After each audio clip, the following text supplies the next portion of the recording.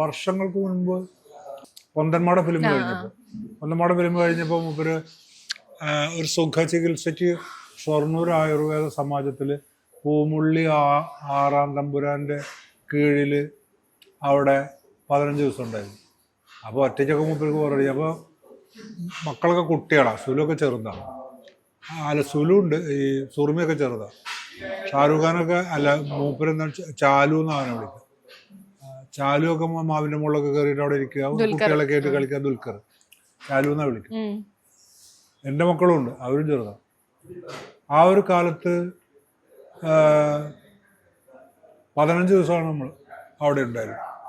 തിരക്കുള്ള കാലം.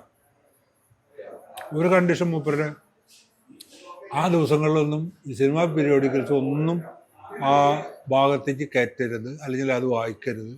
ബാക്കിയുള്ള കാര്യങ്ങൾ ഒക്കെ വായിക്കാം, അറിയാം, പറയാം.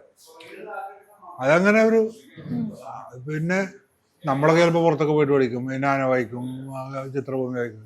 മൂപ്പര് അത്തരം കാര്യം എന്നാലാണ് നമ്മൾ സ്വസ്ഥാകുള്ളൂ എന്നുള്ളതല്ലേ.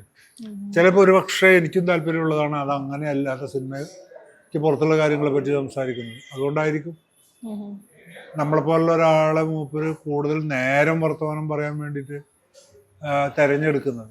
അല്ലാണ്ട് സുഹൃത്ത് എന്നുള്ള നിലയ്ക്ക് എന്നെ വലിയ ഒരു ആദരിക്കുന്നു, ബഹുമാനിക്കുന്നു അങ്ങനെയൊന്നുമില്ല. എന്ത് കാര്യങ്ങളും ഞാൻ എൻ്റെ കാര്യങ്ങളൊക്കെ പൊട്ടത്തരാണെങ്കിലും നമ്മൾ പറയും. അപ്പോൾ അത് അങ്ങനെയല്ല എന്ന് പറഞ്ഞിട്ട് മൂപ്പര് തിരുത്തും. അങ്ങനെയൊക്കെയാണ് അത് മുന്നോട്ട് പോയിക്കൊണ്ടിരിക്കുക മിക്കവാറും കാര്യങ്ങളെ പറ്റി. എന്ത് പറഞ്ഞാലും മൂപ്പര് സമ്മതിക്കില്ല കേട്ടോ. അങ്ങനെയല്ല എങ്ങനെയാണെന്നൊക്കെ പറയും. അപ്പം ഞാനും അതിനനുസരിച്ച് വർത്താനം പറയും. അതാണ് ഇന്നലെ ഉണ്ടായത്.